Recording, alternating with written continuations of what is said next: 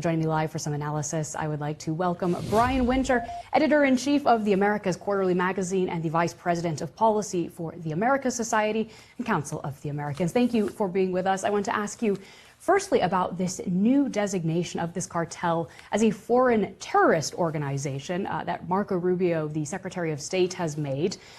He's claiming it is something headed by Nicolás Maduro and responsible for drug trafficking. What would this designation allow the U.S. administration to do? Well, good evening. This is part of the legal underpinning that the administration is trying to construct in favor of these strikes. They are aware of the legal debate happening not just within the United States, but among many traditional U.S. allies in Europe as well as in Latin America itself.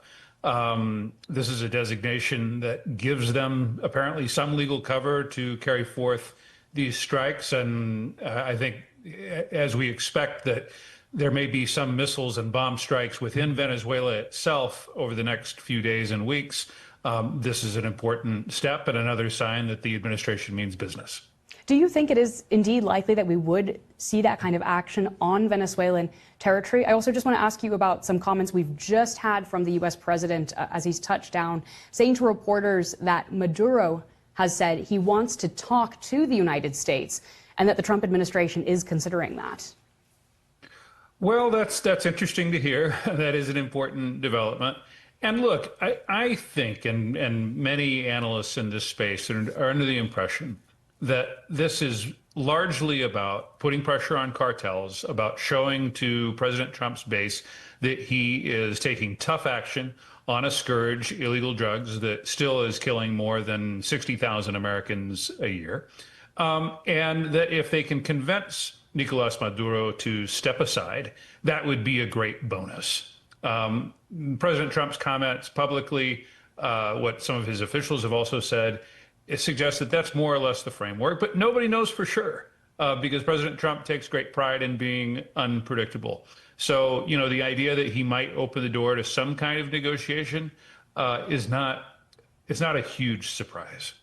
And what about the element of alleged drug smuggling? How much do we see narcotics coming through these routes that we've seen vessels struck by the United States in recent weeks?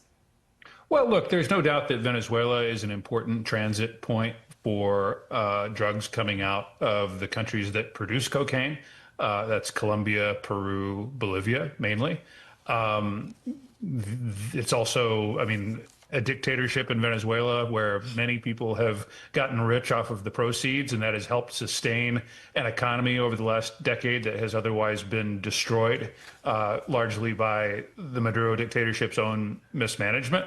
At the same time, the statistics that we have tell us that less than 10% of the cocaine that comes out of South America comes through that route, that most of it goes through the Eastern Pacific. So it's interesting that some of the recent strikes, including the one that you just reported on that happened today, that they're occurring more, you know, in the Pacific Ocean instead, and that's where we think most of the cocaine is coming from.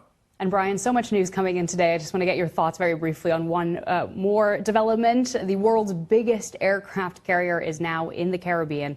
In your view, what does that signal?